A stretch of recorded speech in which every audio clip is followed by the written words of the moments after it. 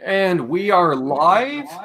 It is Monday, February the 11th, 2019, 2 p.m. Eastern, 8 p.m. in the lovely Germany. I'm Ben, and we have our friend that I've known now for the better part of a year, we'll say, Mr. Henning Pauly himself. If I wave, does it know that it has to go to me? I don't know how these things work. What if I don't say anything? Does it then go to my camera? It might. I don't understand this kind of stuff. I've just been, pretending I know what I do, and I've made it this far, so. It's what I do. That's why I do YouTube. Exactly. YouTube's like the new teaching. Yes. Those who don't do, they teach, and those who don't do, they YouTube. You know? Works for me. See, we got in the chat today. We have my lovely sister Amanda. There's Quentin. Yes. Stop talking about Amanda. That's just distracting me. Let's talk about Quentin. Hey, kids, because Quentin is like 120. Yes. And a huge lover of Macmills.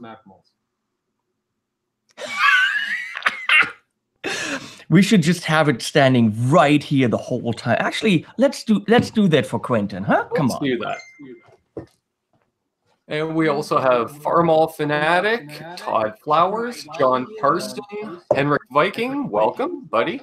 Absolute Mayhem, Randall Fisher, Bam Ozzy, Brax Stubblefield. We have Vlad from Catpick Studios, getting a little echo. Maybe, try dropping your speakers a bit more. Yeah, I'll drop it a bit more. Who needs to hear you? Yeah. Tylen Mars, hello from Slovenia. Awesome. Welcome. Brian Cote. Timothy Pierce, Will Varela, Jimmy T. Wow, we're all around the world now. Awesome. So if you have any questions for either Henning or myself, I don't know why, but we can try to answer any questions. We can talk about that event that happened last month, I guess. Speaking of what, did you get ill at all as a result of your trip to California? No. This time around, Leslie got me like some powder stuff to take and then some pills that she mixed together from some witch doctor and vitamin zinc, some leather. And I took it all 2 weeks ahead of time. I took it all while I was there.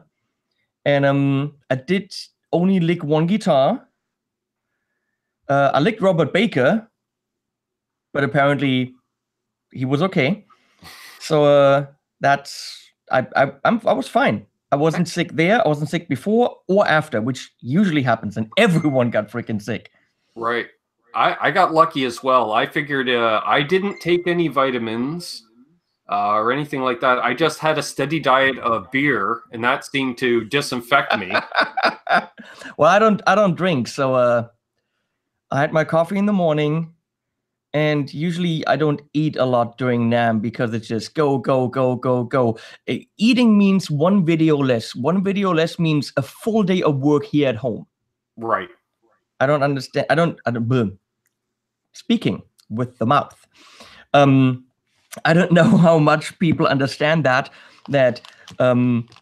making a video here is a minimum of a full day's work. For other YouTubers, it's actually quite a bit more. So every video I can make at an Namm booth, just being silly with friends, results in one day I don't have to do something here. Because with a video every day on my channel, if I have Namm coverage, which will continue, by the way, guys, I'm sorry, for the next about 3 months, easily, it allows me to then work ahead of time, work ahead here and get actual, reviews and stuff done, or do YouTube events or whatever. Because if people on the channel want a video every day, I have to do this Namm coverage stuff and spread it out over the next few months. Because if I do it like some channels did all during Namm, that's the time when no one actually watches anything. Right. Because just way too much material out there. Right. So that's why my videos are more on the silly side and not really informative, because if it's stupid, it can as well be stupid, 8 weeks from now. Right. This is true. Yes. I always find whenever I tune into your channel, I am usually equally informed and entertained. Thank you for lying to me. That is so nice. I'm going to put this in my ear because you sound very faint. Okay. And I'll look weird. But we have the Law tuning in. Jamie says he got to meet you at the Friedman booth. Oh, he's lying. I didn't meet any Jamie. I don't know any Jamies. Jamie who? I just read that Tillon said he's German, he doesn't drink. What's this? I drink coffee. Where's Jamie? What's Jamie saying? Jamie? Hey, Lando. Simon Williams. What was your biggest surprise and biggest disappointment at Namm? Surprise? The surprise would have been when Henning walked by me and rubbed my nipple. That was a surprise. Talking about nipples, for me, that was the highlight of Namm. Saturday when the titties were out. For some reason, Ben's like, yeah. For some reason, I don't understand why. Some people in general dress up for Namm, which for me, all that matters is let's be comfortable. Comfortable shoes and, not too hot, not too cold. And then some people go there they think it's Comic-Con, and they go there in full, like, what's it called? Cosplay. Or they go there as like, I'm the rock star and look at my funky hair and the hat and the leather. And they try to show off that they're this aging rock star guy. I don't get that. But a lot of the women seem to think that they have to show off, I'm sorry, but how slutty they are. And on Saturday, it's a boob fest. It is. And it's very much distracting from my job. But when Dave and I, where's Dave? Is Dave here? There he is. Yes. He's mentioning you made him wear a corset. Well, he needed it. You fat. No, but I mean, Chet and I, we were both like, well, what's your highlight of Namm? And we're like, we know what the highlight is. And they're out today. So we very much enjoyed that. But people probably meant gear. I don't know. I didn't really look at gear on Saturday. And disappointment? Should I go with my gut reaction? Sure. Because one thing immediately came into my head, Fender roping off their custom shop stuff. I'm sorry. That was going to be my response. Everything was either behind a velvet rope out of reach or in a glass case so you couldn't play it. Gibson is the company where you would expect that. Right. And if the most expensive custom shop one-offs are right there on the wall, actually hanging very close to each other where they could get scratched easily, without a guard, and I could just take them off the wall and do anything with them. If Gibson lets me do that because they realize if I scratch it up, it just goes back to the factory, they buff it out, and they can still sell it. Fender having aged instruments roped off. Right. I think to the people coming to Namm, that's a smack in the face. And they justified it by saying, well, it's these are already sold. You know what? Just don't fucking sell them before Namm. Look at them after Namm, sell them then. Don't go to Namm with stuff that's already sold. I sincerely think that this is a smack in the face to the people that might have a chance to look at a whole bunch of custom shop guitars right there. How do they know that the people coming to the show are not the ones then saying, oh, what shop is that going to? I want to buy that one. Exactly. And maybe they could have sold 30 of them right there. Yeah, and it's supposed to be a buying trade show. The whole point is you're there to sell guitars, not to show guitars. It's not a public, showcase event or anything. You're there to move product. So you should have product for us or for the stores or the retailers to see, to purchase. And like say, then for people like us can go, hey, which store picked that up? I'd love to get it. I guarantee you, if people had the chance to get closer to these instruments, just like the store snatched them up, some people would have said, yeah, I'm in love with this thing because it's unique, and they're all unique because it's custom shop. I want that one. Let me know who to get in contact with. And you know what? Every store, should have just left a bunch of business cards on a little tray right under each guitar. Mm-hmm. And I can just, I'm interested in this thing. Bam, here's my contact to the store. Sold already. But by roping it off, I don't like companies that go to these trade shows, even though they're meant for trade. Okay. And there's a company in Germany that I work with because I have my buddies there now, but I tell them all the time that I'm very pissed off that at the music show in Frankfurt, their booth could only be entered if you are from a store. So only dealers could go into their booth. And They had all the major brands, and the actual end customer was always held away from these brands. And I thought it was very arrogant because the shops, they kind of, they pay the brand, but it's a temporary loan. Because in the end, you want the end customer to purchase it. Right. Brands that only see the dealers and not the guy that's actually buying it really piss me off. Yeah. Because it's the average Joe in the end that buys the instrument. The dealer does not. Right. Yeah, like I found out with the Marshall room, I didn't see a guitar I could plug into any of the amps on display. Oh, you're right. I didn't notice. I mean, then the thing, they didn't have like 3 or 4 of each. They had them on display. Yes. And with all my previous dislike of Gibson, because of quality control and management and all that stuff, I have to say, Gibson, you could play anything you wanted. They had amps, they had guitars, they had cables. No one was looking over your shoulder, and not just Epiphone, up to the highest range stuff. Because what's the worst that can happen? Something gets scratched, and it's a trade show. You expect some stuff to get scratched. So a big props to Gibson this year for having a big booth that you could actually, do show and tell at and just experience the instruments. And a ridiculous volume of guitars. So it wasn't like you had to wait to play something. I'm not, people looked at my Fender video and they're like, well, wait a second, I have to read what's happening here. Amanda, ouch, lol, what's happening? What's is Amanda bitching about us? Oh, probably. Because you're the brother, you could smack that bitch up, as they say. they say that somewhere. Hey, Edwin Vlog.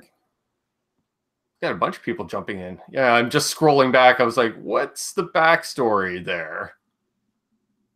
I have no idea. I think she's talking to Will. Oh, originating to the what's wrong with guitars and sluts? It's like rice and beans.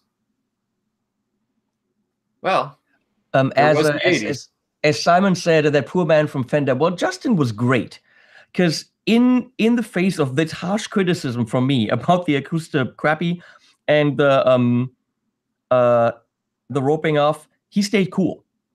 Because if in that case you start getting very defensive, right, or pissy, cameras rolling, they have to live with the fact that we are not magazines and we are not paid off. Which means we can, if someone from Fender went all pissy at me in a video, there's nothing stopping me from putting that online. And Justin stayed totally cool. He really, made the situation great. I threw some harsh criticism in his face, and he was cool about it. It wasn't really defensible, as Simon said, but he tried to. That was cool. And hey, Alex. Everyone's saying apparently my sister would probably kick my ass, which is probably true in all honesty. Probably true. Yeah. Then again, if I had my ass kicked by anyone, I'd be okay with that. Have you seen your sister? Yes. But back to where were we? Now I'm confused. He was cool, and my video about Fender wasn't about hating Fender, but they did a few things where I'm like, well, they make great stuff. It's Fender.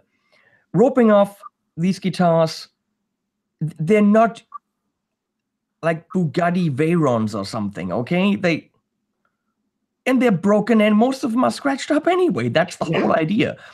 The Acoustasonic is an issue. And it was like, well, have you played it? Have you played it? That's not the point. It's not the point at all. It's not a desirable guitar. It's not like a custom shop something. It is in a price range where most of us will buy our dream instrument. Okay? I mean, at almost $2,000, that is something where people save up to buy something we desire. Right. The Acoustasonic is a tool that you buy because you need that tool. Right. It's not the desirable, oh my God, I can't live without this guitar again. And when it comes, it's like, oh, you know, and Wayne's World, like one day she'll be mine. It's not that. It's, I got to have that because I'm playing in a cover band and I need to play an electric solo in that one song. So for a tool, why are they giving it fancy woods and making it a luxury guitar? It serves a purpose, and that is a great purpose that it serves. And the acoustic sounds are pretty great for a guitar of the shape and size and weight. Absolutely great. The electric sounds are, nah, okay. It has them. It cannot physically be a real electric guitar. It only has a bridge pickup. It is a hollow body. It is strung up with thick strings with a wound G string. If you put 9s on there or 10s, it's not going to be all acoustic. It's not going to be as good in as acoustic as the ones that they're showing. It's absolutely not as good in electric with those strings on it. So just from that point of view, it's already a compromise. Yeah. Is it a great guitar for the cover guy or the guy in I don't know, some Latin band or whatever doing acoustic stuff, and then you have to have that one electric part and back to acoustic? Absolutely. As a tool, that's too much. It's too much money because it's not going to be the desirable guitar for people. It's going to be the, I need this for something.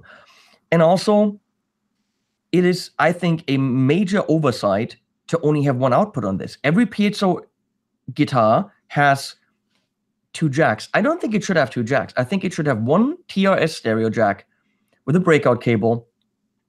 And automatically, when you're on different pickup positions, it should go out one or the other or both. And that is so freaking easy to do. That's not even a digital or whatever. That's an analog thing that you can wire up. And if you plug in a normal guitar cable, it'll automatically all go out of the same plug. Not doing that and having all the sounds go out of one cable makes it much, much less flexible. It means that you have to have an ABY switch on the ground, which if you're up front on stage where you're strumming acoustic, and then you switch to that electric sound, and now you want your solo, you're not where that ABY switch is. It just could be a more thought out guitar. Also, their marketing is ridiculous. They have, in quotes, testimonials in their marketing without any names on them, meaning they made up sentences. This is groundbreaking. We have never heard anything this good. Said who? Said the guy who made up the sentence. It's just unbelievable to see that marketing. A sentence like, this will be great for me playing top 40. That's believable. Okay? Finally, I can play the solo the way that it was intended. That's believable. Sure. Saying it is groundbreaking, Godin had an acoustic just like it 20 years ago. Yep. It didn't have the electric pickup, but it was pretty much exactly that. Godin didn't even have the sound hole. Right. Many companies have attempted just that. What is groundbreaking about the Fender? Exactly. So me not saying something about that, especially concerning the price point, would have been unbelievable. And they have a whole bunch of new pedals out. And I love the, what's it called? aluminum, the brushed aluminum. I love the colors. Right. I love the light up LEDs, the design. That's all great. Apparently they did take away the battery flap, which was brilliant. I thought that And was great. Yep. And loads of new pedals, but I reviewed 3 of them. Not for Fender. Independently, I had them here on the table and I made reviews. And the reverb's okay. It's not mind-blowing, but it's good. The delay is not good. The controls are just completely off. And please watch reviews on that delay on many channels. No one's pointing it out. I am. I don't understand why anyone else is not pointing it out. There is no audible delay up to 12 o'clock on the time knob. The delay starts to come in starting at 1 o'clock. Up to there is no repeats, 0, which means the time knob is pretty much only usable in half of its range. Then you have a feedback knob, which really only starts to do several feedbacks at almost full. And you have a level knob or a mix knob, which really makes the delay audible at almost full. So if you watch all these reviews by people, you see that feedback and level are almost always cranked all the way. That's a bad design. If people don't, if you don't have a range, if the range is always all the way and then it's not even enough, Fender made a mistake. Yep. And no one's pointing it out. And the Santa Ana overdrive clocks in Germany $160 or something, which means in that price range, you can buy a lot of different overdrives. Mm-hmm. You have a lot of range there. Yep. And it's bad. It sounds completely different in every amp that I sent it to, and not good in many of them. So, I'm sorry, it's Fender. I'm holding those people to a high standard. Exactly. If a small builder fucks up, there's one guy who thought I had a great idea, put it together, one set of ears. At Fender, that wasn't one set of ears. How many sets of ears checked out the Santa Ana overdrive and gave it the thumbs up? Exactly. Yeah. With a company that size, way too many people. Like it sounds like a lot of yes men. So yeah. So for me, yes, I hold Fender to a higher standard because there's a big R&D team, and they should know. I mean, of course, I can say, "Well, we love it." Okay, watch the video I made and tell me how it makes sense that from amp to amp it turns into a completely different beast. Right. And then watch my video for the OCD by Fulltone, which simply just works in every amp equally well. And sounds amazing in every amp. Yeah. It's not that I want to bitch about Fender. It's that I love a company like that, but don't fuck up. I mean... Exactly. And I was kind of surprised, like, when they started redoing pedals, they're such a big company. I'd almost expect them to just buy a pedal company and put it under the FMIC umbrella. That would have made sense. And at the same time, when I reviewed the 3 new pedals, I reviewed the Malmsteen Overdrive, which is beyond amazing. It's absolutely phenomenal. It's so much fun to play. It's $55. It's a no-brainer. It's literally a total no-brainer. So it's not like they can't do it. And with those Fender pedals, they have, I think the design is great. The look is great. The knobs, all the features are great. Just who tested them? Yeah.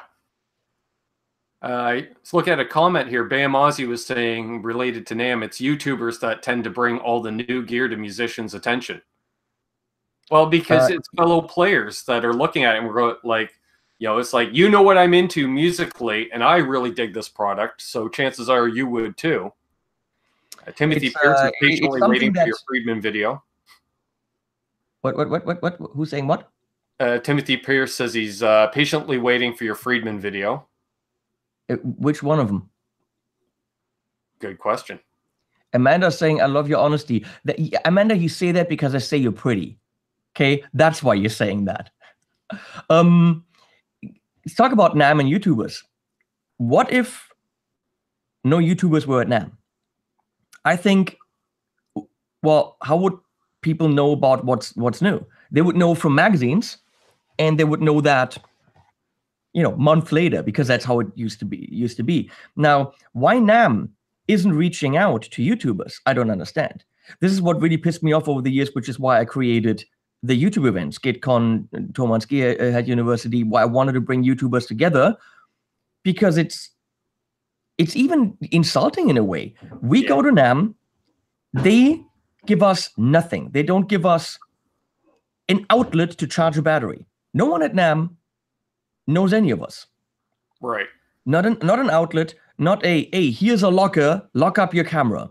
No, here's free parking. No, oh, could we get you a reduced hotel rate? Nada. Right. Namm cost me over $3,000. Mm-hmm. Now for you in the US, it's a little Canada. I'm sorry, I didn't want to insult you. Thank you. Hey, I slept on the floor in a buddy's garage while I was at Namm. That's how low, I did it cheap. I just basically had plane fare. And I mean, that's it. You want to go, you want to report from there, and you're sleeping on the floor. Yep. I don't think that's fair. I made 75 videos, which is 75 times Namm. It says Namm at the beginning of every video. It's all completely free to that organization, and it is a powerful, wealthy organization. They take money for the tickets and everything. If you go to the guitar YouTubers, and even if they just said, okay, we're gonna go and work with some of the bigger ones because more coverage, whatever. If they went to 30, 40 channels only, which actually in our world would cover most of who's at Namm. Right. And they offered at least, here's a YouTube area. Here are some lockers.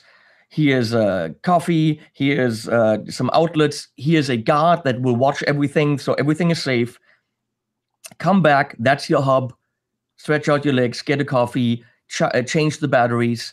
No, I'm running around with 40 kilos backpack on a trolley I bought at Home Depot, which I had to leave in the hotel because can't take it home. All the planning has to be so that everything is mobile. They just don't help us at all. Right. Internet connection. If I want to upload from there, there's the media center for all the media. I'm thinking, why not just, even if they just had a few rooms, a couple of soundproof booths where we could do interviews. Yes. I mean, they don't cater to what we do at all. And we fully, with everything we do during that time, cater to them. Yep. It's not cool. For us, it's we run. Making connections is difficult. We yell because it's super loud. That's why I said I want to create, I mean, obviously I'm still going to be at Namm, but I want to create an event where it's not loud, where we don't have to yell, where actually it's all about us. So the companies come to see us, and it's a perfect environment to make videos. And that's how these YouTube events started. That was the whole idea. And yeah, I go to Namm because for me, it's a lot of content I can create in a very short amount of time, and I have to put in an appearance with the companies if I want to eat. Sure. But it does make me a little bit pissed off that it's all on our own dime. Right. So how much did you invest? I think, well, let me think. I was lucky about 500-600 Canadian. So 500 US, maybe. But it was literally, like, say, sleep on a floor. My buddy was giving me rides back and forth, eating fast food, just as cheap as possible. I think with hotel and flight, needed a rental car, and food, Cheddar paid for us twice for reasons that I don't understand. So thank you, Cheddar. He paid for the cheesecake. Wow. Because he's the nicest. That he is. Hey, love. So I think I'm at about $3,000. Wow. Want to say hi to BV Ninja if I missed you earlier, buddy, and Rick Romanelli, Marsman. We have China Guitar Skeptic here. Nice to see Mike in the house. Alex Hello, Van Mr. Skeptic. Pass. So no YouTubers on Namm means I have to buy magazines again. Yeah. Hit that thumb. It's Henning. Okay. I don't understand, Amanda. What that's supposed to do. Hashtag not funny. So, hey, Sonia is here. Hey, Sonia. Yeah, I mean, I said from the beginning, I don't want to actually just, fork over my own money. So at the most or best outcome would be for me to come out of this with zero. So I approached a couple of companies and said, look, I'll put your logo in front of every video, which they're getting their money's worth because it's a lot of videos. And obviously I covered, their booth nicely. But I had 8 companies supporting me. Everyone chipped in a bit. Pitched in a bit. Chipped in? Pitched in? One of those. Both. And so I came out with zero. If I had stayed at home, made videos, I actually would have made money. Again, it's something that Amanda was asking if it's even worth going. I think so. Like, I only shot one video there, but I was going live each evening and recapping what I had seen, and I took a lot of photos because I was just using my phone, and it wasn't the best resource for stuff. But just for me, it was, I met up with a few companies that I'm going to be doing some stuff with, so that helped. And it was just networking with like fellow YouTubers, manufacturers, and plus, I get a kick out of meeting rock stars. I'm not going to lie. I still get a kick out of that. So. Oh, it's so fun. Everyone like selfie. I'm like, I don't need selfies with people. I might say hi to someone, but who do I show that selfie to? Yeah. Well, I was getting razzed about that. The fact that, it's like, oh, obviously it's your first year. You're uploading, 100 photos a day on Facebook of selfies. And I said, yeah, but then there was other people I met up with that I had previously met that I didn't get pictures with because I had met them before. So I think, going forward, there would be less photos taken. I think I did that a couple years ago, but I'm not the autograph guy. I don't get anything out of that. I'm not here's a selfie. I mean, it was nice that I met, I don't know, bass player man from Metallica, or here's Felix again, or whoever. But that's, I know I met them, and if they were nice, then that was nice that they were nice. Brad Miller's asking what's up with the table picks. Well, Brad, what do you think is up with the table picks? I think it's a new artistic endeavor. I don't know what Instagram is for. I mean, do you want to see me standing next to many people? Do you want to see me do kissy face in the camera 3 times a day? That's making fun of Amanda, just to let you know. Because apparently that's what she does all day long. Hey, Harry. So Harry says, "Oh, it's my favorite bald, crazy German guy." He must be talking about you. Hey, Harry, and John's here too. The whole team's here. Yes. So, I mean, what do I put on Instagram? So, life's a series of tables. Think about it. Yeah, BV says stick with the table corners, please. And Alex was asking if you could zoom out a bit so we can actually see the food as well. What food? What's he talking about? I assume maybe because the first table picks all seem to be from Denny's. Alex, that's the idea. Okay, how about well, we have 53 people. I don't know how many of them have subscribed to me on Instagram. Well, let's do this. Subscribe to HB42 on Instagram right now and find out what I'm eating right now. Wait. Damn it, that's broken. I'll be right with you.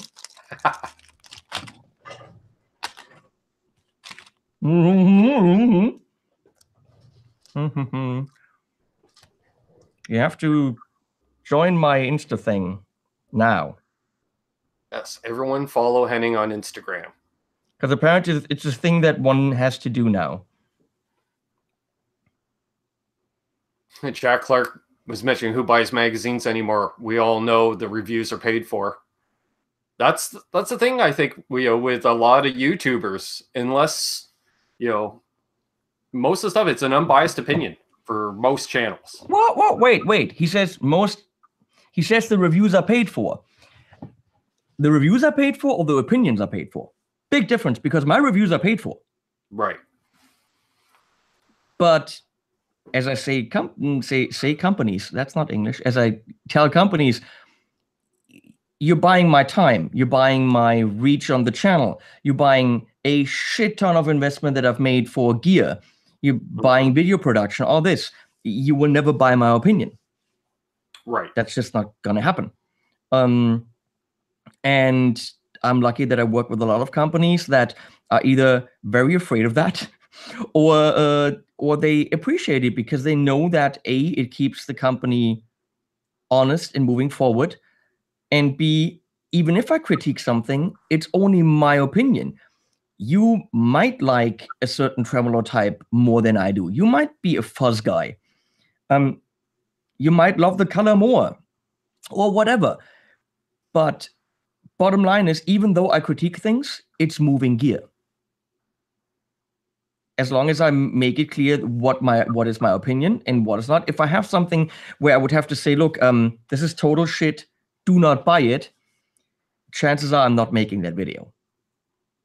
Because no one's served about that. What I do when I have something like this, I let the company know that I can't make a video. I'm also not getting paid if I don't make a video. So if I have a piece of shit gear here, then I'm not making a video to, protect the company, but I'm not getting paid. And usually when there's a very interesting product from a brand that you do know that I work with and there's no video, you know why there's no video. Exactly. Yeah, I feel the same way. Not that I'm at the point where I'm actually getting paid for reviews. I'm at the point where, they'll give me the piece of gear and say, here, review it and keep it. So I suppose, I could sell the gear, but. That's how we all started. I started charging a little bit, not enough, at 30,000 subs.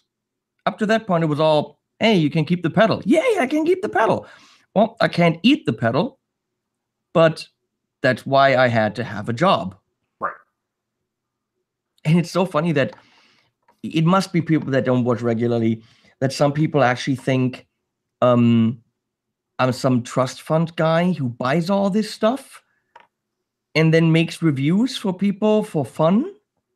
One review of half an hour every day for fun. They're like, oh, you buy all this stuff. I'm like, who do you think can afford to buy all this gear and then also spend 12 hours a day making videos for said gear? Right. In what world do you live where that makes sense? Got Rant Jam saying, howdy, I saw you from Randy Tritt's like section. Well, hello to Randy as well. I think I missed him earlier. Michael B's asking, who is this handsome dude? Henning Pauly, of course. I don't think they're talking about me. Stream's all about. We're talking guitar gear. Wait, whose sugar mama is Amanda? Yours or mine? Both?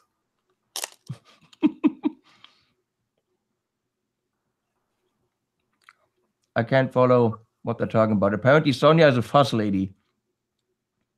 Well, good to know. I could make, Sonia, I'm sorry, I could make so many really dirty jokes about that, but I will. Ben's channels, I will not. And Cheddar's saying, yeah, what kind of stupid idiot would buy everything he reviews on his channel? Yeah, you must be completely, utterly brain dead if you do that. I don't know anyone, or do I? Yeah. Who does that? I think I bought pretty much everything I reviewed, but I'm also a new enough channel where I've just been reviewing everything I already own just to create content. That's what I obviously did at the beginning as well. But I mean, it would be ridiculous to spend $80,000 on camera gear. Exactly. Buy all this stuff, give up my job to review gear for the, I think, $670 that YouTube pays me a month. Which I'm happy because that's good money. Mm-hmm. But that doesn't feed me and Leslie and the animals. Exactly. That's not going to happen.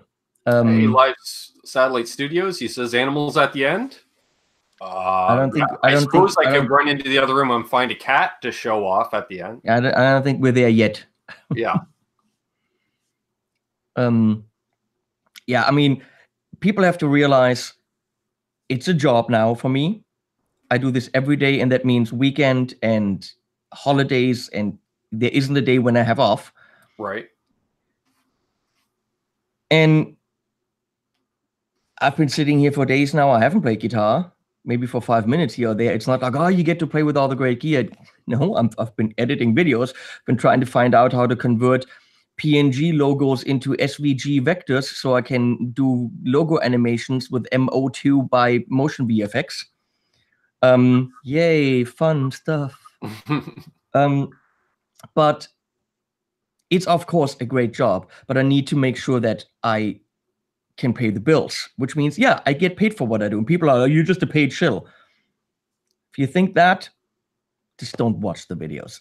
Either you trust that what I say is what I actually think, even though, I mean, I have great relationships with some great people, whether it's Dan from Ibanez, or Dave Friedman, so many people.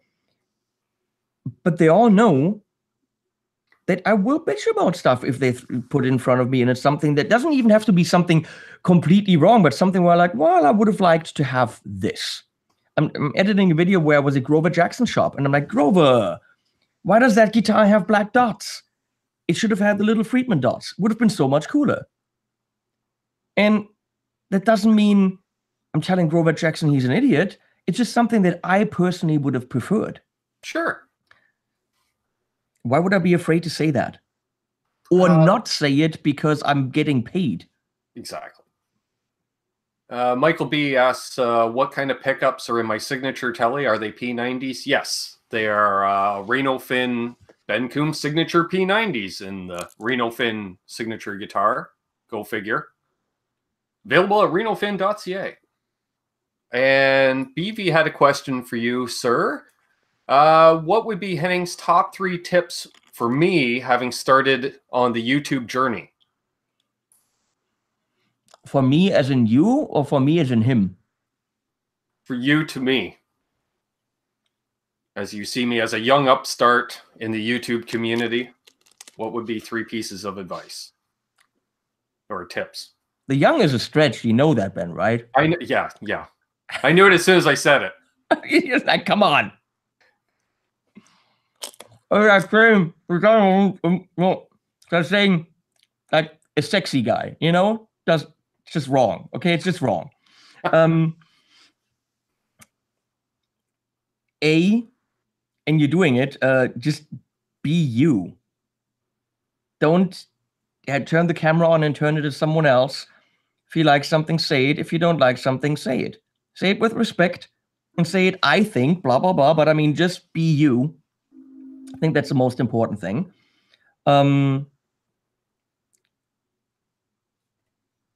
Connect with as many people as possible. The guitar community was very very separated until a few years ago. And now almost every video that I did at Namm, all of a sudden there's, Robert Baker, there's Phil McKnight, and there's Cheddar, or there's Harry, Vlad. I pull people in. I'm at the Vola booth, and all of a sudden Josh Allen is there. And it's not like, oh, we don't know each other. There's, hugs, and we're just all friends. So the community has become a lot closer.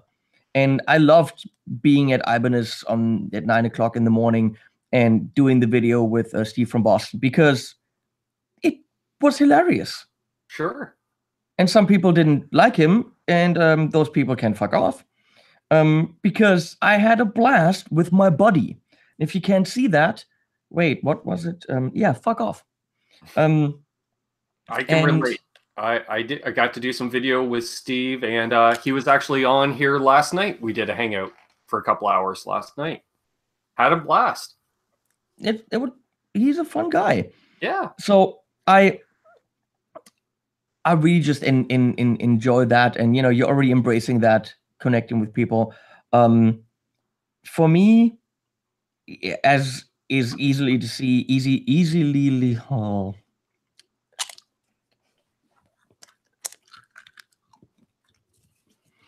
For me, as is easy to see on my channel, video and audio quality is a major thing. Mm-hmm. I have this thing where when I start something, I'd rather do it like exaggerated and as best as I possibly can. So I don't really wait with, oh, let's wait and like in a year I buy the better camera. No, I buy 3 right now. So that's always been me, whether it's making music, producing, or whatever. It's just going the extra mile. And when I watch a video, one thing that's absolutely necessary is very clear understanding of the voice, not a reverberary room, and having the voice right here, which is why I have like a Neumann, not a Neumann, NTG3 hanging there, which is like a 600 euro shotgun. And with everything I have, and I have a very nice setup, I'm already looking at what can I replace that with that's better to have the voice sound even more in your face and clearer. So I'm looking at a Schoeps right now, and I think I have that right here. Yeah. I have the business card from Mr. Schoeps right here because they make a really high-end shotgun mic, and I'm actually considering getting that. And that's like $1,800 because it might improve on what I have right now by a good 4.38%. So, and yeah, if it does, I'll get it. And video and audio quality is not what determines how successful you are on YouTube, because there's many channels that have pretty shitty quality that are huge channels. But for me personally, that's like my journey. I want the videos to look really, really good. And companies will hire me to maybe do an official video for them, or maybe just do a video because they know that the gear is shown in exactly the colors that it has and in all the details. They might not hire someone else because they don't have the quality. Right. So those are extra gigs I can score because of the video gear I have. Sure. Doesn't mean it makes the video better. And you're doing your background is perfect. People will dig in and try to see what's there as much as possible. They will try to identify, which right now I can't because it's very grainy, but every single pedal you got there.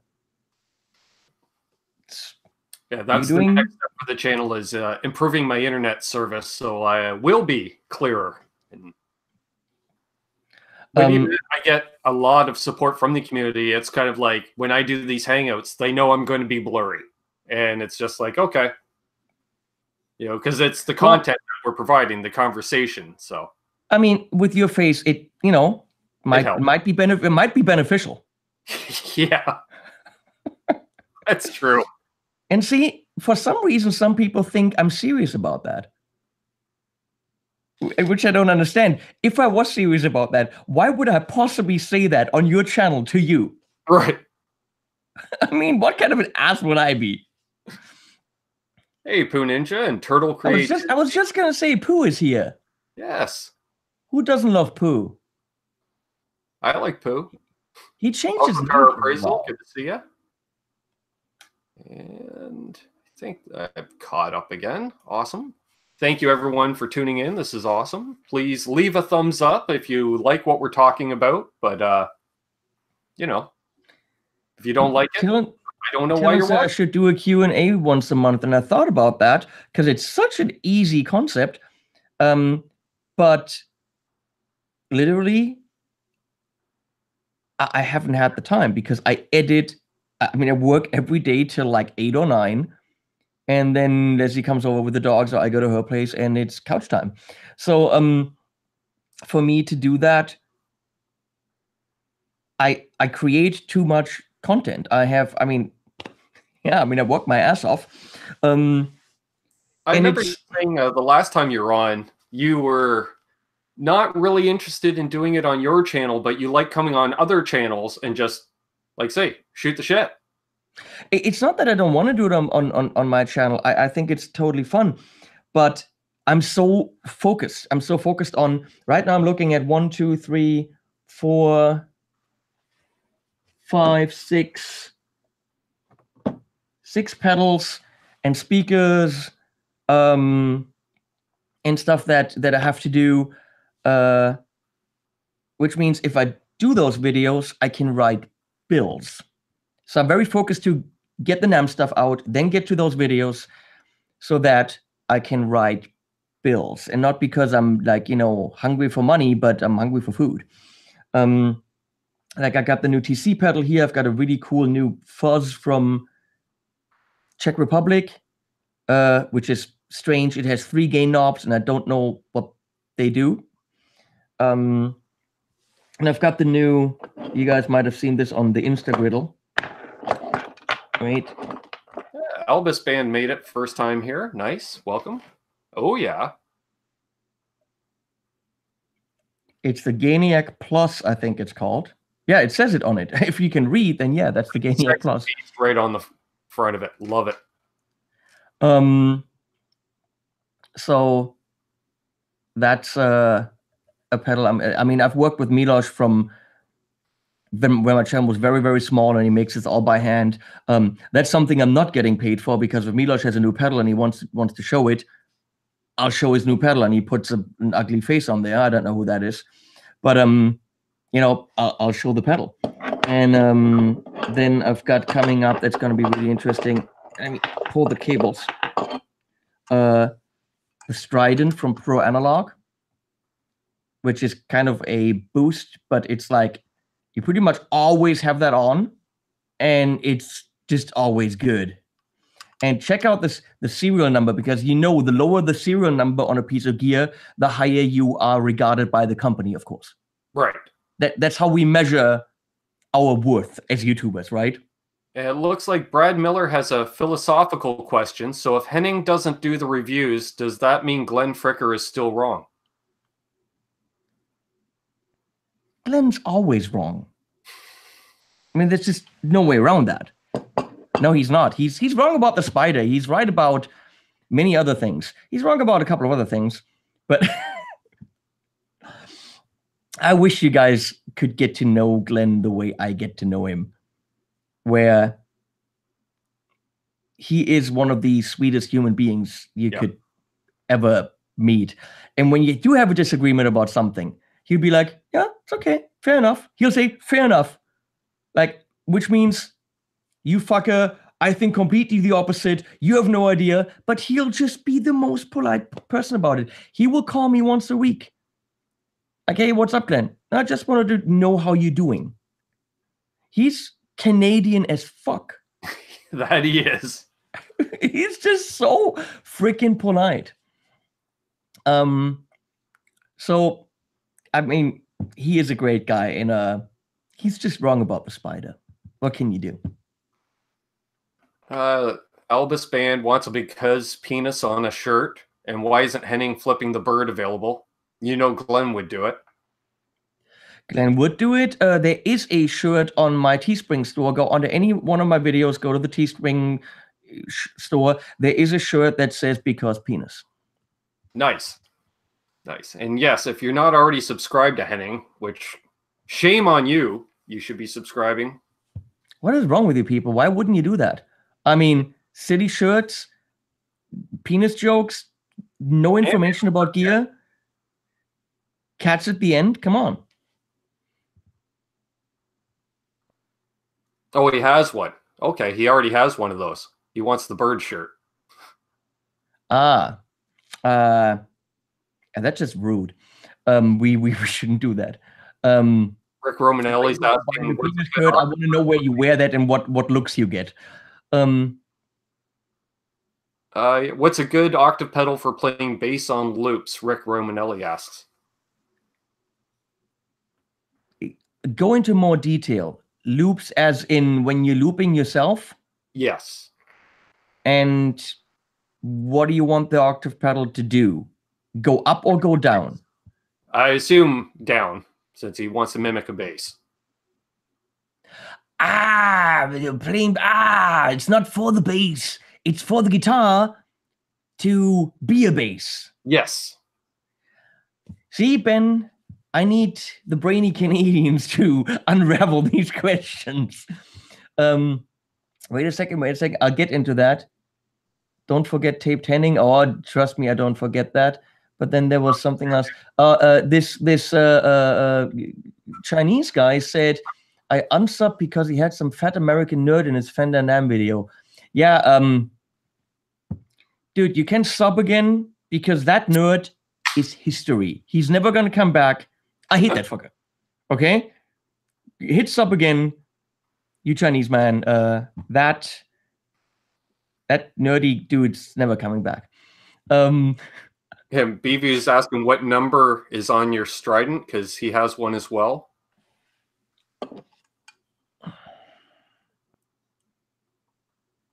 Wow. No words needed there, if you didn't see it, folks. Feel very special about that. It's a kill. It is Scotty who makes it says it's your always on pedal, and hell yeah. It doesn't matter if I have a Bogner or whatever pedal on, you put this behind it and it just makes everything better. It's ridiculous. It's like cheese. It's the cheese of pedals.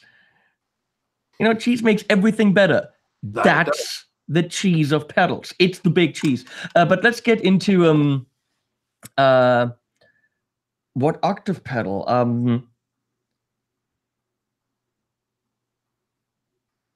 Okay.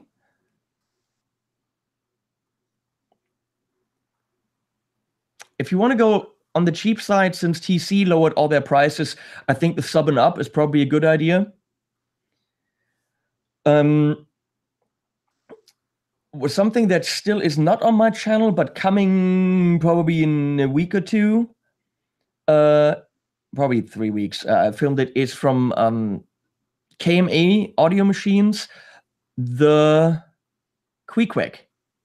There's the Moai Maya, which is the big one, which does octave up and octave down. And the Quick is a one knob, like analog octave pedal that goes down and tracks ridiculously well. It's just very, very good. On the other hand, I think 160, 170, you want to play bass on loops, which means you don't really want something expensive. You want something that'll do the bass well enough so that you can jam. Yeah, apparently he's doing live looping for yoga classes. Yeah, so quality is not really. Plus, you'll be very distracted from all the bendy women. So technically, it needs to be something that sounds good, even though you play bad.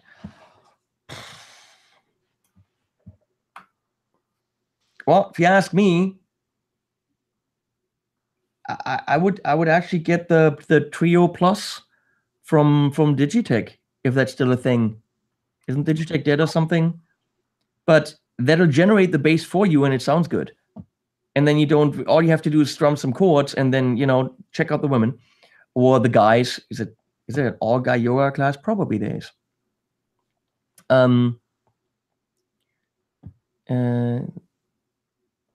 What Henning? What I'm trying to find what. Yeah, I was just seeing Timothy Pierce says Ben Henning, the Friedman video Dave mentioned last Friday on Tone Talk that you shot at Namm.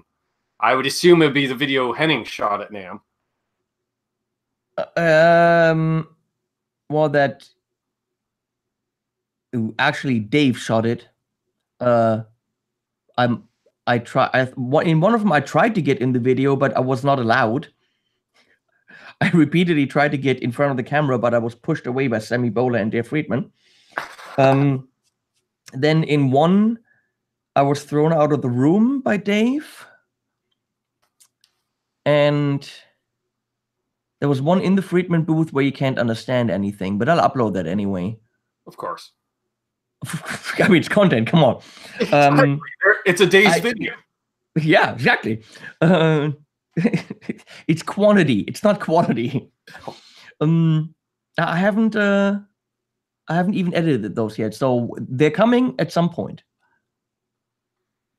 Nice, nice. This is not a Mr. Google shirt, Mr. Barefoot. The Mr. Google shirts are all back there. You want a Mr. Google shirt? Do I have to go silly? This is my non-work clothes. I'll go work clothes. I'll be right back. I agree, Cheddar. Dave and Sammy are awesome. I met Sammy on Thursday morning, talked to him for a few minutes, and I remember, I think it was later in the day or even the next day, I walk into the Friedman booth and he's like, "Hey, buddy." I was like, "Hey, that better? Awesome." Oh, yeah. It's clearly a short-legged naked cat on a burger flying in space. Right? Can't hear you. My sister wants that. That's the right one. That's the left one. There you go. Amanda wants that sweater. And hey, Barefoot Mode, if I didn't say hey earlier. Amanda wants that sweater. Yeah, because he would look so amazing in that. No one does. Quentin James says, "Oh dear Lord." You just jealous, Quentin. Quentin, look at it. Look at. Ooh, oh yeah. Look at that guitar. Oh yeah. Look at that headstock. Come on. Oh yeah. Oh yeah. That's nice. Look at that sexy headstock. Goo Ninja says, "Did Friedman wear a Mr. Goo shirt?" I couldn't get one in time. Sadly, no. Oh, that would have been epic. We wanted to do that. David says my name, which is cool. I might not have known what it is, but now I know. Thank you, David. I think he's just being polite and saying hello. Ah, that is hello. Well, hello there, as a friend of mine says. That would be Vlad, perhaps? That would be. Yes, I saw Vlad in here earlier. I don't know if he's still in here or not. Friend of the channel as well. Probably not. Why would he be? He very soon will get a whole bunch of me yelling at him for a week. Yes, well, you know, that is one thing I will say. I've met a lot of or discovered a lot of fellow YouTubers based on your channel, and people that you rope in and just abuse for a week at a time and create content. And I hear my name. Yeah, we were saying you are so beautiful, Vlad. And here you are. Yeah, I was just, I don't know if I should go there. I mean, someone just said to me that to paraphrase, like, you know, I should be ashamed to have these guys come and help me with those YouTube events and have them volunteer and then not pay them, even though volunteering means you do it willingly for no money, and you know that going in. And at TGU, I advocated for, look, these guys need to get something, and everyone got something out of it. I'm not going to say what, but I could have never done GitCon or TGU without my team, and none of them did it because they thought they would be getting something out of it. They didn't feel abused or used or whatever, because I at least I think that's what they're saying. Well, Cheddar mentions his compensation. He says he got donuts. Well, I didn't get donuts. Where the fuck did you get donuts? You guys suck. I didn't get any donuts. See, they got stuff I didn't even get. But that team from GitCon and then the expanded team from TGU, we are like talking on a daily basis on Facebook. There's a group and we talk every single day. And I would go as far to say that they're my closest friends that I have anywhere. Don't know what that says about me, but it really became a very tight-knit group. And I felt very attacked when someone said, well, you know, you use them, blah. I mean, they all have opinions. They can just say, well, I want to be paid for what I do. And then, but it just felt, I was very, very hurt. And no one in that team felt like that's the case. We work together. We support each other.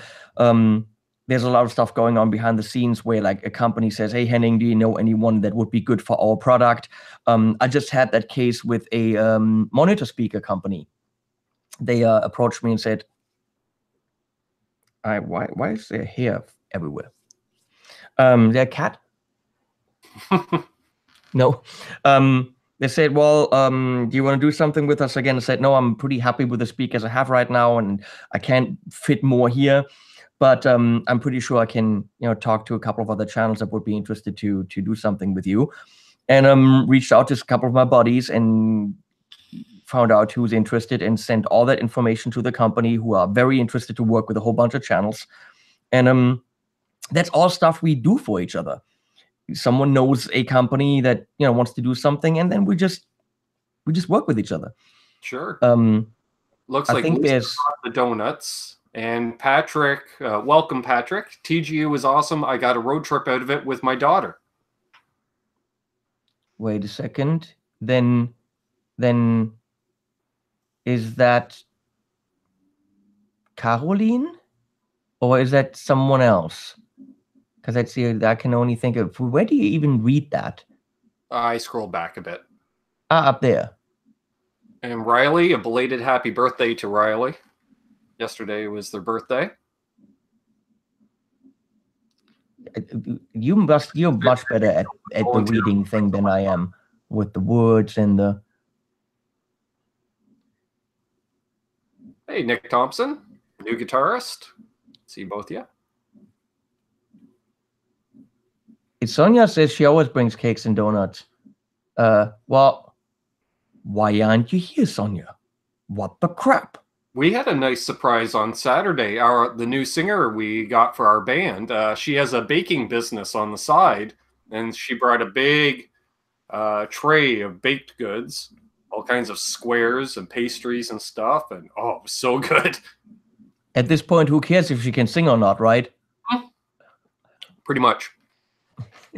Where does it? Well, where do you read that Riley's got a birthday? I guess I assume you are right about that, and then happy birthday, Riley. Should we sing? I just remember her birthday yesterday. Give them a greeting on Facebook, and I happened to remember when I saw the name.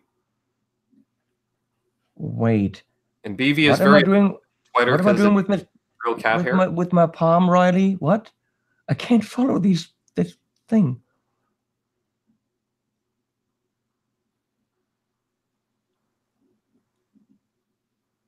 The only one Henning uses is his palm. The only one what? That's the question. Maybe I'm just too tired. It's late here, This is not your time. This is my time. Yeah. Oh, by the way, anyone know what this means? Because we can't read that. Anyone can read that from wherever you are? I mean, I can read the 1936. I don't even know. Is that how old it is? It looks like apple juice from concentrate. Yeah, but it's not. It's got a very mint, super fat mint and cough syrup kind of a taste. Well, I do see an apple on there and a mint leaf, so I could see that.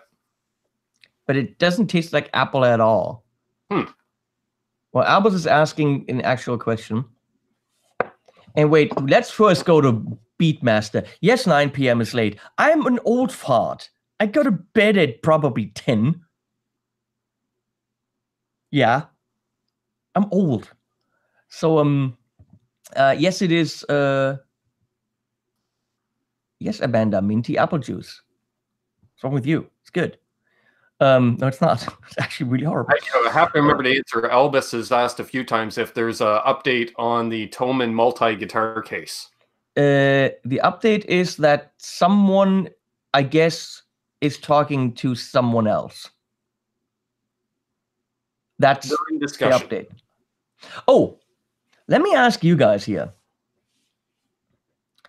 Okay, and Riley clarified, kind of.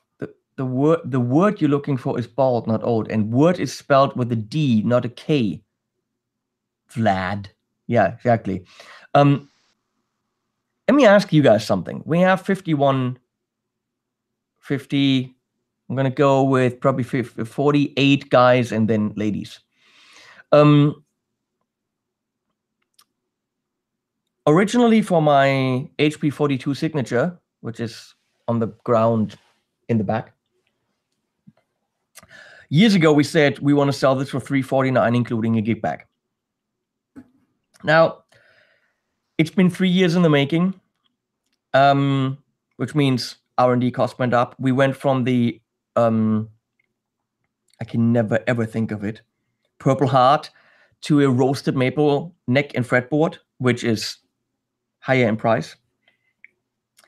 And we could do it for $349, but it would be very tough. And since we're only selling 42, yes, that's a possibility, but it would be tough. So I say, well, if I said to Thomann, I can't go back on my word, but what I would like to do is include a really killer gig bag, like something like the Thomann Voyager case, which is very, very good, or even the Safe case, which is like a mono gig bag, which by itself costs you, if you bought the mono, like in $250, so the Safe case is 110. I said, if we can include one of these two, I would of course love the Safe case. Again, that's 115 euro value. Then I can argue with the roasted maple neck and that gig bag. I would like to go to 442.42 because that's a good number. It makes it $399 doesn't make sense. 442.42, but with a killer gig bag, that I could argue with the roasted maple neck, all the work that went into it, and several batches of guitars that we had to send back, that I could get behind selling this limited edition with a killer gig bag. What do you guys think about that? Cheddar, I don't care what it costs. Just send it to me already. Barefoot mode is with Cheddar because it's been forever. But I agree. No, it sounds good to me. Okay, I'm gonna tell you honestly what happened. I'll be back. I go get it.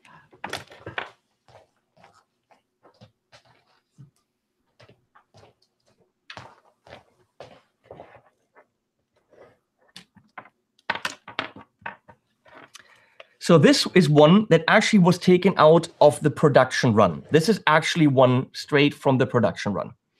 And wait, is it? Yes.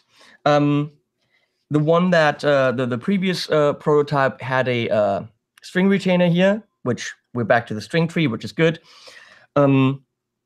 This has two issues. I mean, it's a gorgeous color. It's the silver pickup ring again, which they also messed up in between. The truss rod adjustment here.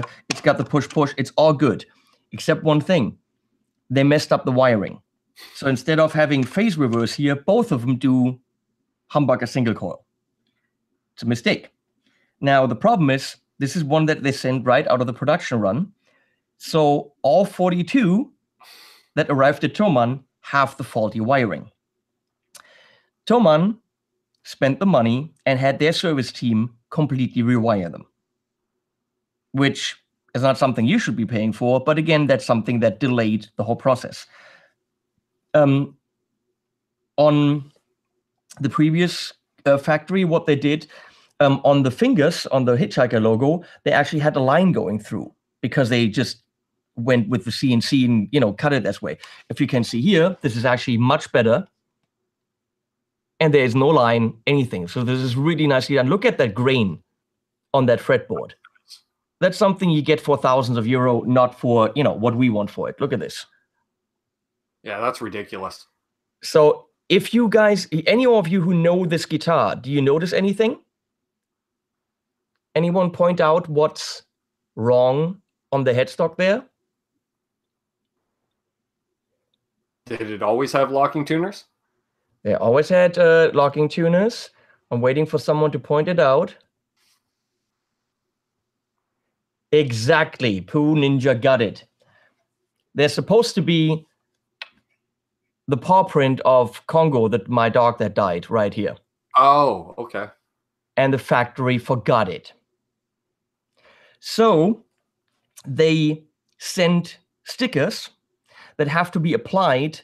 That I don't just want a sticker. I don't want something people can peel off. I want something like they would do from the factory, like a silk screen thing. So they send stickers that have to be applied with water, and I think it takes 2 or 3 tries every time to get it right. If you get it wrong, you have to scratch it off. So the QC team right now is in the process. That is the one thing that's missing from being able to sell this. They have about 20 more guitars where they need the paw print. Only that they ran out of stickers. I'm not shitting you. So right now we're waiting for a sheet of paper to come from Indonesia or somewhere with the paw print so that we can finally finish this. They rewired all of them. They all look good. Now the big question is, what are we going to do with it? So it, if I can make them throw in a killer gig bag, I would very much like to sell this at $442.42 because I think that would be cool. If you get either the Voyager or possibly the safe case with it, which would be a good marketing thing for the safe case, and it would, I mean, you know, that's like one of the best cases that I've ever had. You can literally throw that off the roof and the guitar will be fine. Well, not the roof, but you can kick it over and the guitar will be fine. So that's what we're waiting for. If you guys said I hope you followed the chat there. If you guys said that the pricing is okay, they did. Then I mean, it's still a steal for this guitar, especially with the case. I thought about how we're gonna do this because so many people write me on Facebook and in comments and emails even. When can we get it? When can we get it? I'm saving money. I want this guitar. Now we only have 42. And I thought about what is the fairest way to do this. And I've always said, we're going to say at this day, at this point in time, it's going to go online, which means it's going to be a first come, first serve. It's going to be gone in, you know, a minute, and people go refresh, refresh, refresh like crazy. It's not necessarily fair. Even if we do it at like 8 in the evening here or whenever, then some people will be at work in the US. I don't want that to be an issue. The other problem is Thomann can't time it to a specific time during the day when it goes online. So how do we make sure that everyone who wants it gets a fair chance of getting it? Right. And I suggested I still have to talk to the marketing team and see if that's something that we can do. But I think it would be the first thing. Make a video, say the guitar's available now, this bag, like this is the price. Write me an email with your Thomann account number and your details. And you have to be sure that you want it. And write it to this and this email address. And I collect all the names and all the data and print it out. Then I go to Thomann and I walk around and I have 42 different employees, each pick a name out of a hat. And Those are the 42 people that can get it. That's an idea as well. And sounds like a good video possibly as well. I want to show some of the people from the purchasing department, the marketing department. I want to show the people in the store. I want to show the Harley Benton QC people that, you know, slaved over this for years. I want to kind of, you know, show some of the people behind this guitar, and each of them can pick one guy who can buy it. I think that would be the fairest way to do it. And if someone backs out, we'll just pull a couple more names out of the hat. That's okay. But I think that would be the way to determine who can get it. What do you guys think about that? Good question. Well, I wanted to read off. Albus Band says, Henning was the first YouTuber I subscribed to a few years ago, and the first I bought something from, 2 shirts. Dude is hilarious and can play despite acting otherwise. Okay. And Rick Romanelli was also asking if you still enjoy playing. That's a good question. Wait, I mean,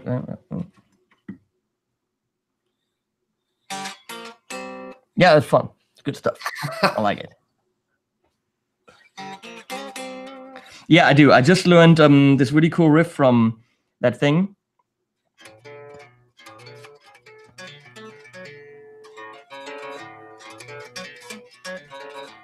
I could actually... I can, wait. Because, wait. I'll be right back. Hello, Kiko. Good to see you. Squeak.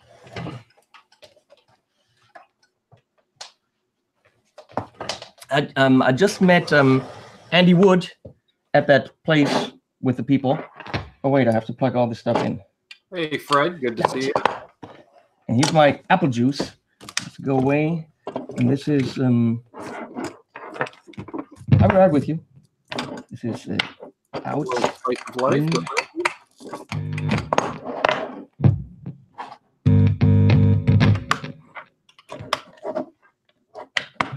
And power. And technically, let me see.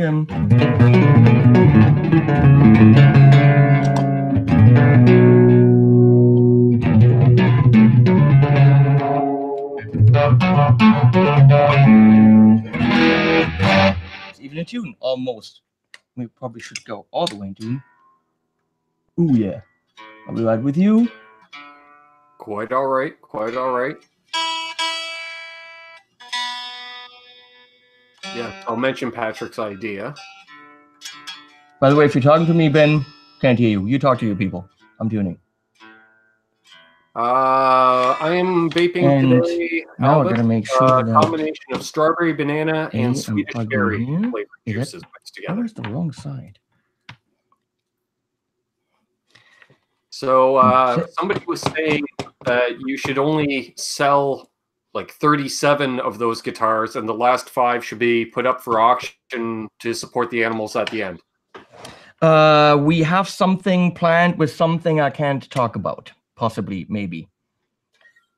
See, so if I do this, so I just met Andy Wood at Namm, and he can play a bit, and he's a super nice guy, and Ben Ella as well, and we hung out a bit, and I did a video with Andy, and we talked about Destiny, playing Destiny, not guitars at all. That's gonna be good.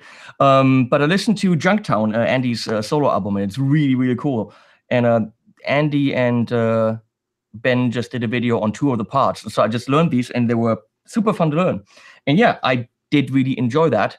I don't have a lot of time to actually improve on the instrument, which is weird because I should for the channel. But now I know 2 things I can play. Can you hear this? No, you can't. Oh, the tuner has to be off. So hypothetically, this should be pumped directly into the system. Yep. I can hear it here.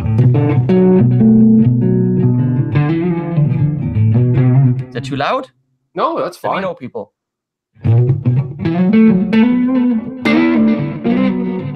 So this really cool part in B.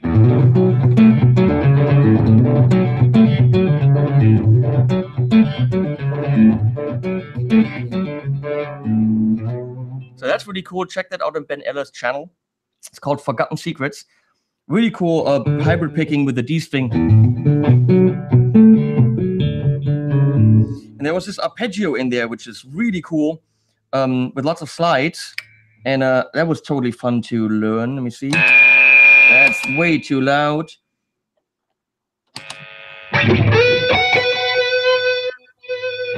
So, and then he's doing this A thing with string skipping, which is just crazy. And then a G. And he's doing that at crazy speed. And I can't actually do that at crazy speed, but...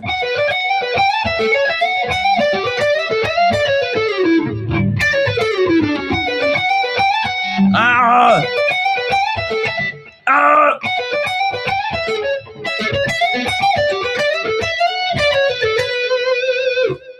So yeah, that was totally fun to learn. I wish I had more time to learn things like that, but I do not. I do noodle a lot over like backing tracks and stuff. Nice. Poo Ninja says Ben teaches good stuff. Yes. Yes. And he's a super freaking nice guy and funny. Everyone's commenting that the guitar has the Joker's colors, which is rather fitting.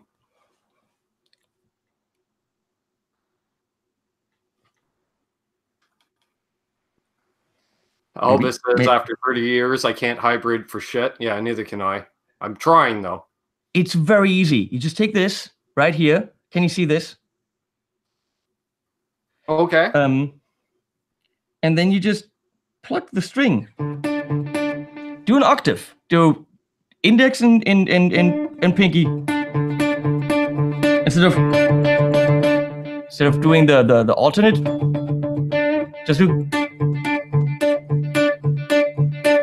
When you can do that, and of course you have to lift the fingers, or you don't really have to, but I do so that you get separation. So you go back and forth. And when you can do this, you can of course do.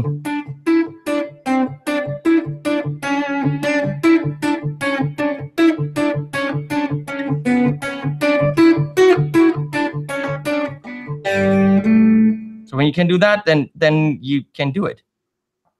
If you can do an octave, then you can move your finger. When you can do that, you can of course change the string that you're plucking.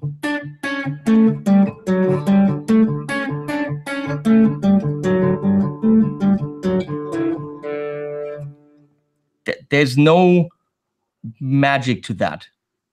It's actually easier than playing the normal way. Very nice. And yes, Cheddar, I saw you had posted that video. I still haven't watched it, but I am looking forward to it. Because he did a video on hybrid picking, apparently. And Albus is now, I shall practice flipping off strings. Sure. Something you can do, Albus, do you know how to do groups of 3 in pentatonic? Where you do, and you do that from every note, so...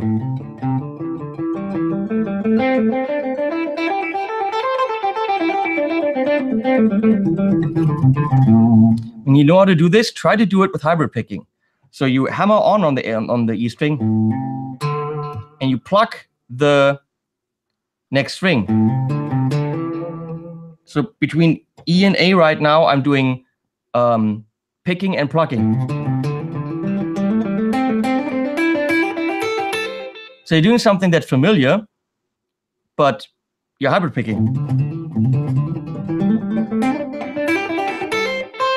Down is tough. I have to concentrate for down. But I mean, you don't have to do the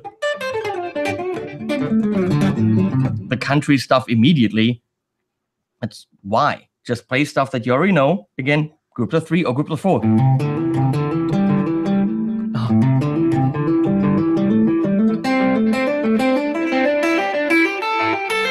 That's more difficult because you're involving 3 strings, but doing the groups of 2, or actually Andy's thing is really simple because all you're plucking is a D string.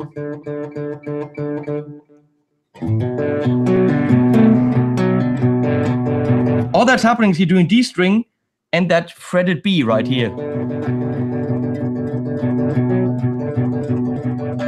Super easy.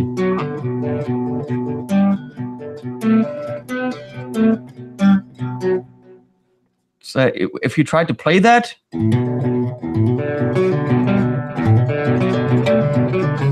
much more difficult. Vlad says you're magic. Who says what? Vlad was saying, Henning, you're magic.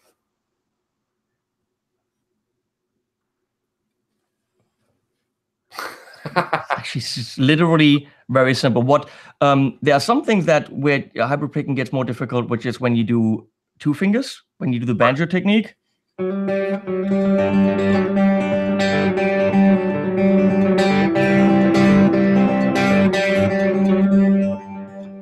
So that's more difficult.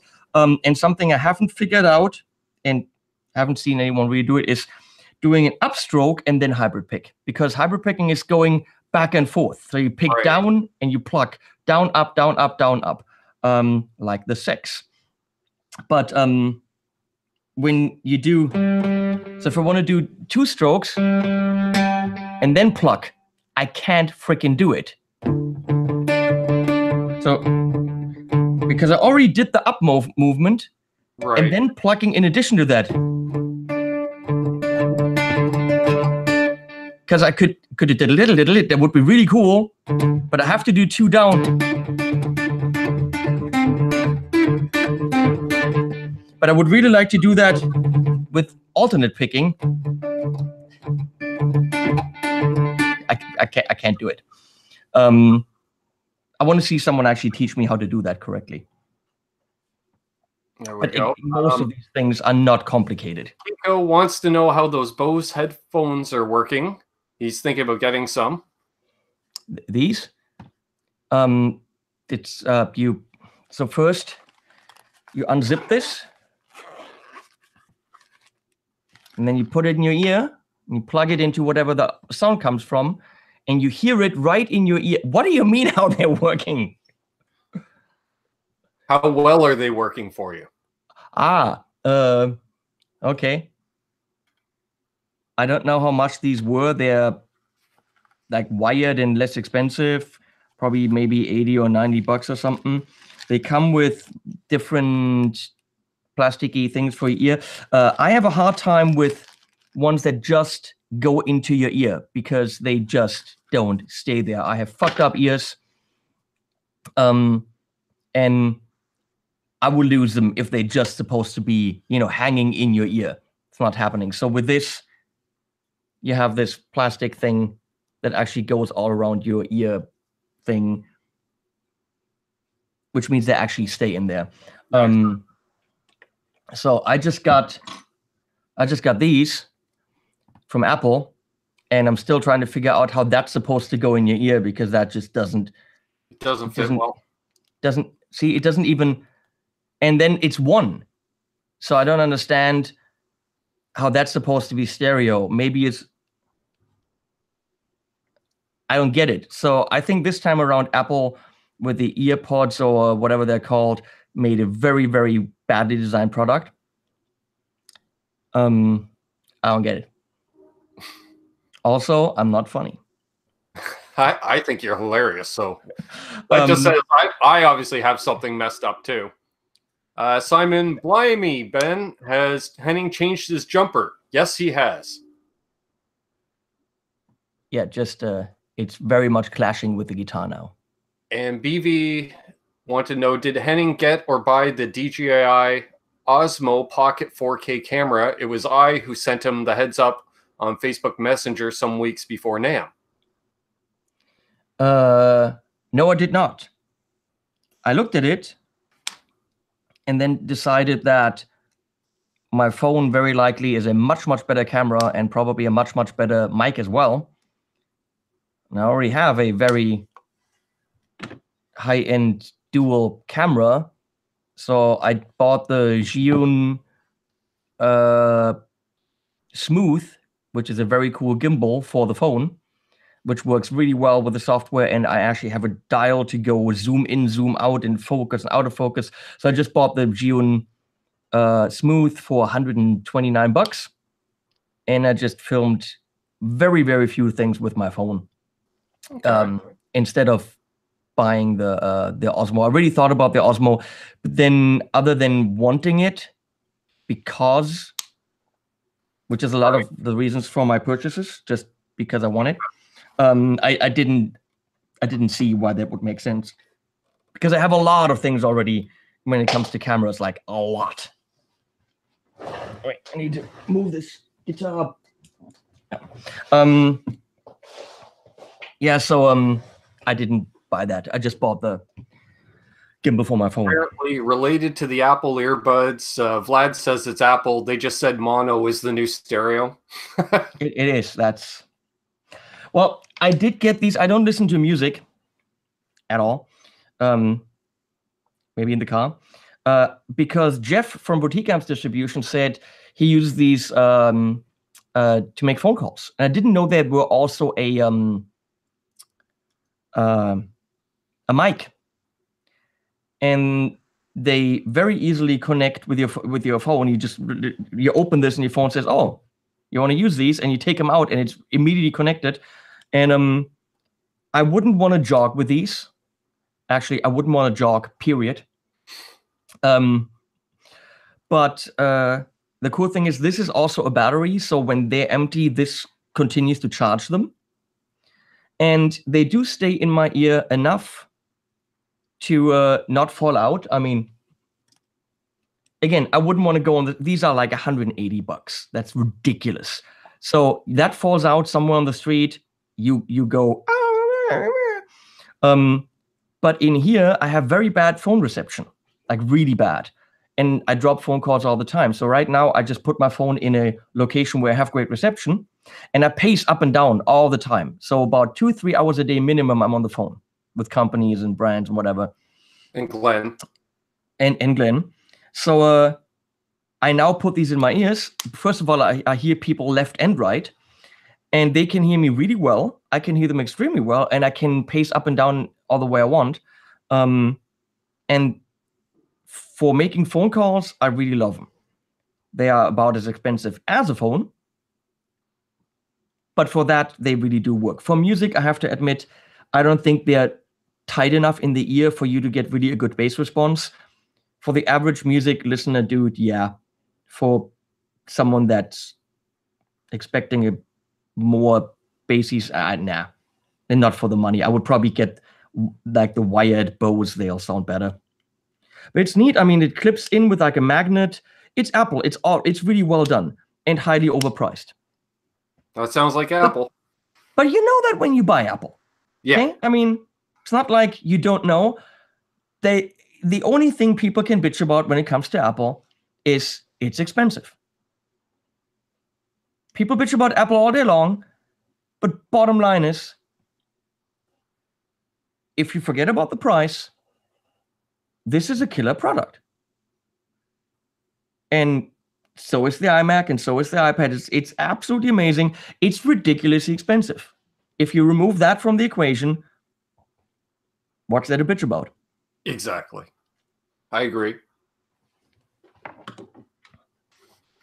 Well, folks, if you have any other questions, ask away. We'll probably go another 5 minutes or so and allow Henning. How about you guys? You guys ask questions and I go pee. There we go. Because coffee is a thing. Yep.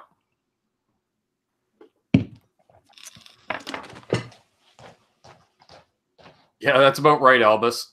That's about it. And yes, Tylen, if I'm saying that correctly, or Teelan, 2-3 hours a day. That's insane. Yeah, no kidding. And I agree, Cheddar. You have a serious cool factor. And a hilarity factor, too. I love your sense of humor. No one enters a chat like Cheddar Kung Pao does. I will say that. And maybe we'll still get one Beatmaster, that's what she said joke. I'll have to check on that.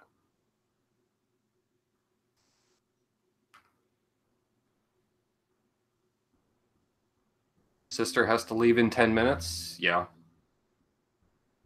I could probably use a nap, these daytime beers. The water wasn't doing it for keeping my whistle wet, as they say. What kind of music are you into, Kiko? You need music to listen to. Any suggestions? Well, all the great players, Ronnie Wood. Check out Ronnie Wood's solo stuff from back in the day. Of course, Joe Walsh. Been on a bit of a Joe Walsh kick lately. Yeah, so I'll check into that as well, Beatmaster. Ooh, Simon, at least 3 hours a day on the phone. Yikes. Eek. Not a fan of that. And Cheddar, we need to do a hangout again sometime.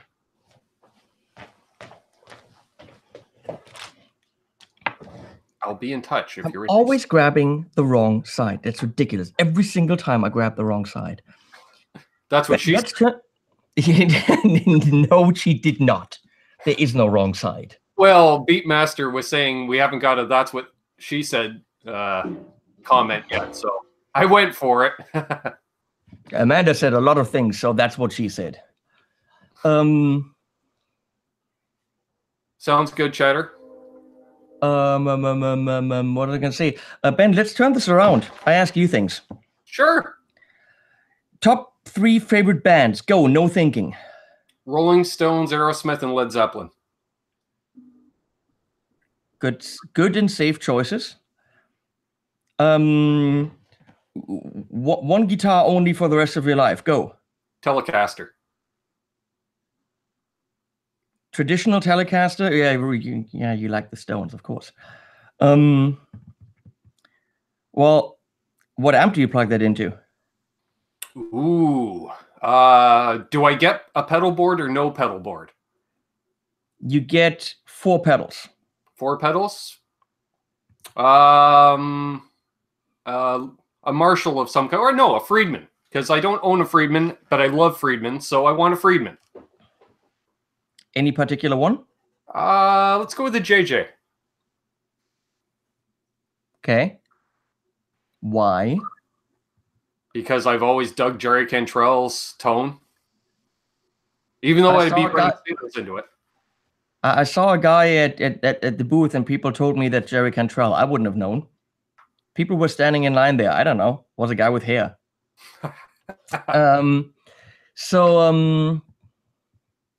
See, Denny Allen says different shirt. Oh, and yes. Alex says, yeah, that's actually what the DS means. Friedman DS. Friedman, different shirt. Moving on. So you have 4 pedals to put in front of that amp or in the loop. Go. Which ones? All right. I'm going to use a clon of some kind. And why not an actual clon, since it's all theory? I'm going to put the Pro Analog Devices Manticore 2 in front of that, because that's an evolved clone and it's going to blow you away. Okay. So we'll grab that. I'll probably use my Boss CE2 as a chorus pedal. 1 second. Poo Ninja says 4 times Metal Zone. Poo Ninja is disqualified. Go away now.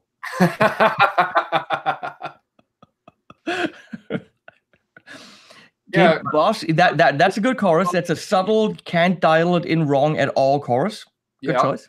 For a delay, because I only do a single repeat, an MXR carbon copy seems to work fine for me. Okay. And how about we'll use an Exotic Effects EP booster as a clean boost. Nice. It's a good one. Never made a video for it, but I had it on the table. It's a good one. Or I'll go with Kiko and go with 4 Mikus. Now, has anyone actually put a Miku in a Miku? That's a question. Yeah, that would be. When I was at the vintage guitar show, I saw a Miko for sale, and I was tempted to pick it up. Well, I still have mine there. I'm never going to sell that. Here's what you have to do, Kiko, because you can't have 4 Mikus in series. Because what it does is it'll track your guitar, and it'll generate a synthesized sound based on what the input is.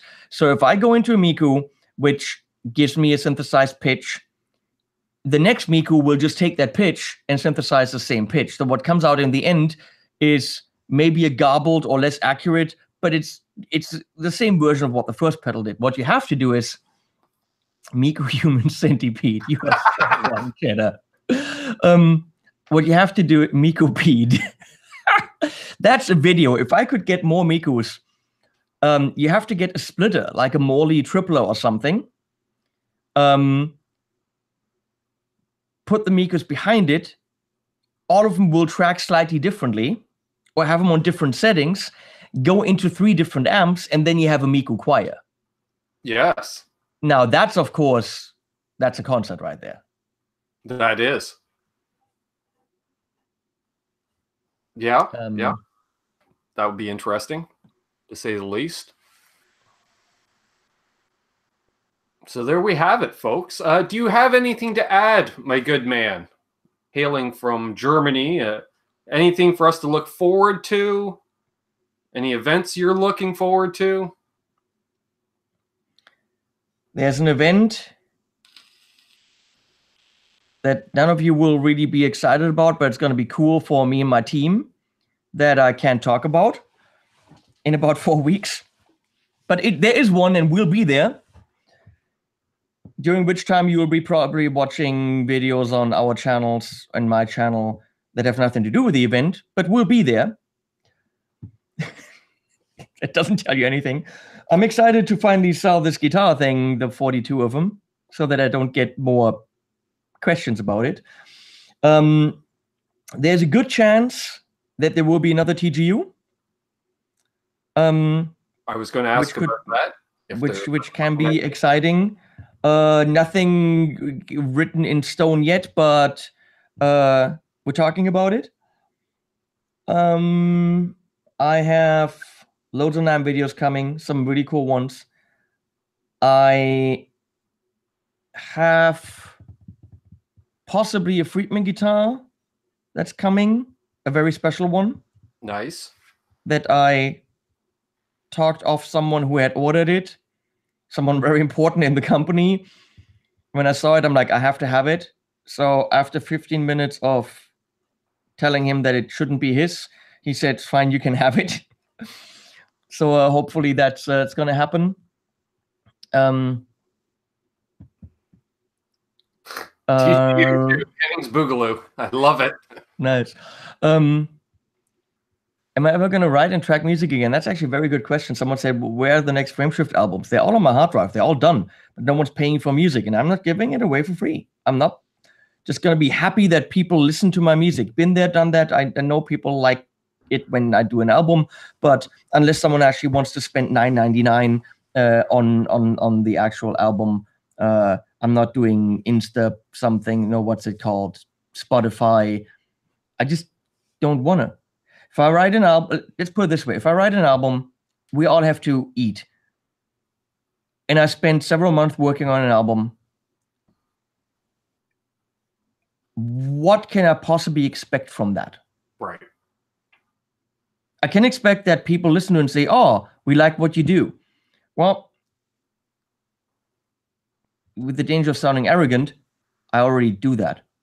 For my own ego, A, I've done tons of music where people said that, and B, I make videos and people say, you bald-headed fuck, go away, you can't play. Oh, no, not those comments, but I mean, the positive comments. I get satisfaction in the knowledge that people like what I do with the YouTube channel. So being told, oh, we like your music, that's great, but that doesn't put food on the table. Right now, the YouTube channel puts food on the table. Music would never do that anymore.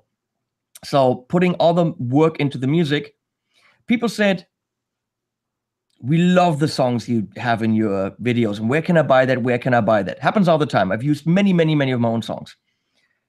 And Ben, do you know what they mean when they say, where can I get the music?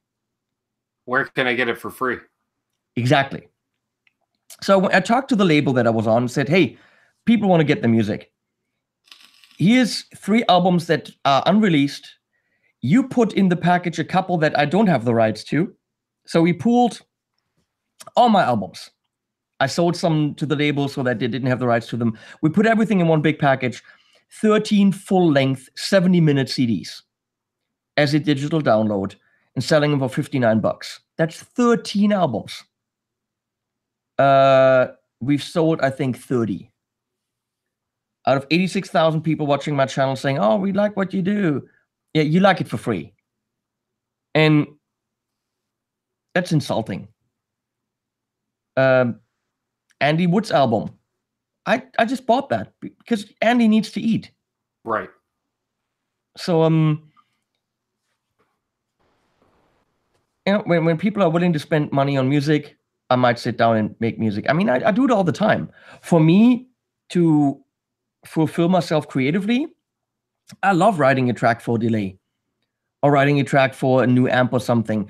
I play guitar, I arrange, I work creatively. Is it the same as making an album? Maybe not quite, but I do what I was trained to do. I arrange, I produce. It's just for a different medium. Right. But one for which I actually get paid by the company that makes the product that I'm using in the video. Slightly different from what I thought I would be doing when I studied that stuff, but actually, financially speaking, more successful, and I still make music. Sure.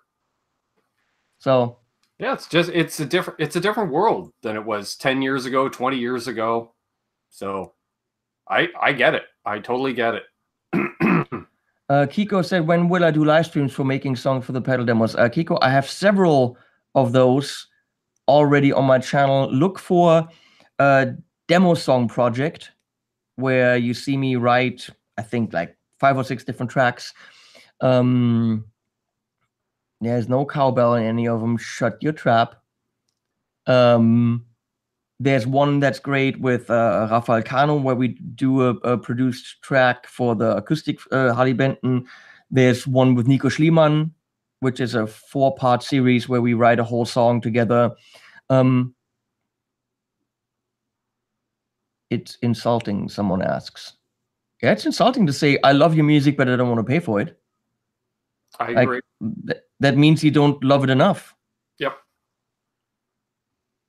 I mean, imagine this situation. Someone writes to me and says, I'm a huge fan of your music, love what you do, drives me to tears when I listen to that song, and we played that song on my wedding, during my wedding ceremony. So a diehard fan writes to me and then says, can I please have the lyrics?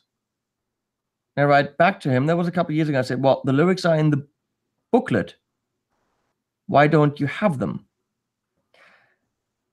What does it mean when you sit to tell someone, I love you, I love what you do, I love what you do, but not enough to actually support you financially enough so that you can do it? I don't love it enough to spend $9.99 on it. That's... yeah. It means you just don't love it enough to show me the appreciation of legally acquiring the music. That's true. That's true. And I will say that, folks, if you're interested in supporting either Henning's channel or myself, he has links in his videos for merch and music and stuff, and I do as well down below. If you want a Canucks with Guitars shirt, or there's a PayPal account if you want to donate to the channel, which that's what allowed me to get to Namm, was the fine folks that tune in and watch our videos. And so we appreciate it. I found a way to, do what I do and do well. I don't have to worry at the end of the month anymore if there's enough money on my account. I'm not a rich man, but I'm doing fine with YouTube. And there's many, some Tormund links and Patreon, which is very nice. So thanks for the people supporting me on Patreon. And YouTube pays a little bit of money, and then, some reviews that are being paid for. So if you pull it all together, it adds up to where I can eat, which is good. Which with music, nowadays you simply can't. Even very, very popular bands can't support themselves. Exactly. And it's the fans that drove the industry to that. Yeah. It's not a 42 T-Bird. I'm not bitter. It's realistic. People saying we love it, we love it, we love it, but we want it for free.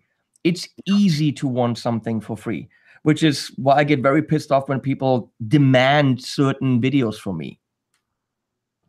Review this or do this. Don't talk that much. Do this. Play like that. Dude, you're getting completely free content. Exactly. Show up on my Patreon. Okay, fine.